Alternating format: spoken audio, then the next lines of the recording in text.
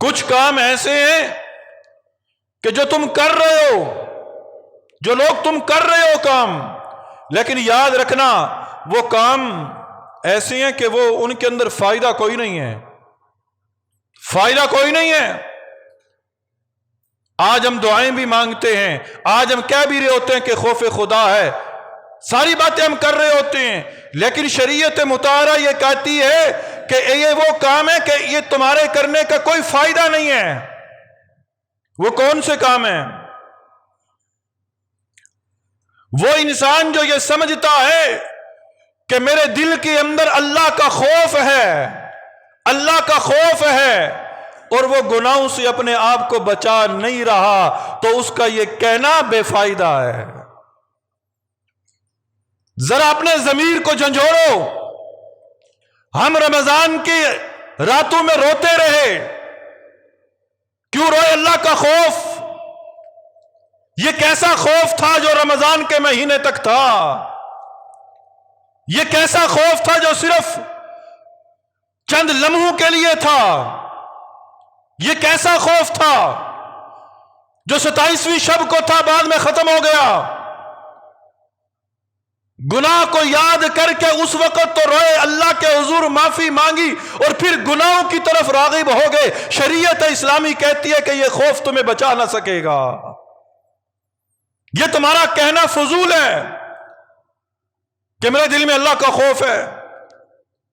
اللہ کا خوف تب پتا چلے گا کہ جب تو بعد والی زندگی کے اندر بھی اپنے آپ کو گناہوں سے بچائے گا، گناہوں سے بچائے گا۔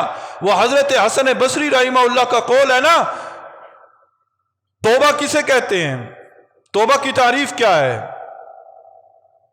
جس رغبت سے گناہ کیا تھا، گناہ کرنے کے بعد اب اتنی ہی نفرت اس گناہ سے کرو تو سمجھ لو کہ تمہاری توبہ قبول ہو گئی ہے، سمجھ لو تمہاری توبہ قبول ہو گئی ہے۔ جس چاشنی سے، جس محبت سے، جس چاہت سے تم نے وہ گناہ کیا تھا، گناہ کرنے کے بعد اب اس گناہ سے اتنی ہی نفرت کرو، اور اتنی ہی نفرت تمہارے دل میں پیدا ہو جائے تو سمجھ لو کہ تمہاری توبہ قبول ہو گئی ہے۔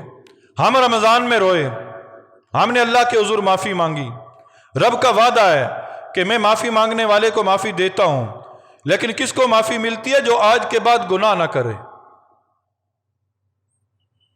توبہ چند چیزوں کا مجموعہ ہے۔ تفسیر مظہری کے اندر لکھا ہے توبہ کیا ہے؟ کہتے ہیں توبہ، توبہ ہے کیا؟ زبان سے استغفار، زبان سے استغفار، اعضاء و جوارح کو پھر سے گناہوں سے روکنا۔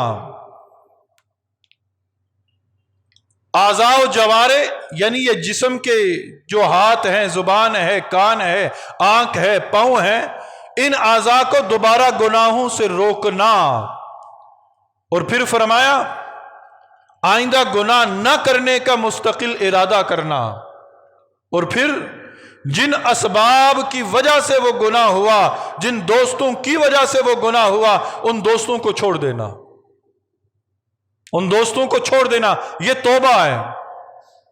یہ نہیں کہ ادھر میں توبہ کروں، نماز کے اندر آؤں توبہ کر لوں، اللہ 4 فرض پڑھ لیے معاف کر دے، اور باہر جا کر دکان پر وہی دوست ہیں۔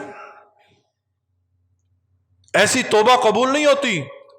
وہ جو سفیان ثوری نے جس ولی کا جنازہ پڑھایا تھا نا، جو اس نے کہا تھا نا کہ اے اللہ نہ میرے پاس دنیا ہے نہ آخرت ہے، اس نے عزم مصمم کے ساتھ یہ کہا تھا کہ آج کے بعد گناہ نہیں کروں گا، مجھے پتا ہے کہ اب میں وقت آخر پہ آ پہنچا ہوں، میرے پاس کچھ نہیں ہے۔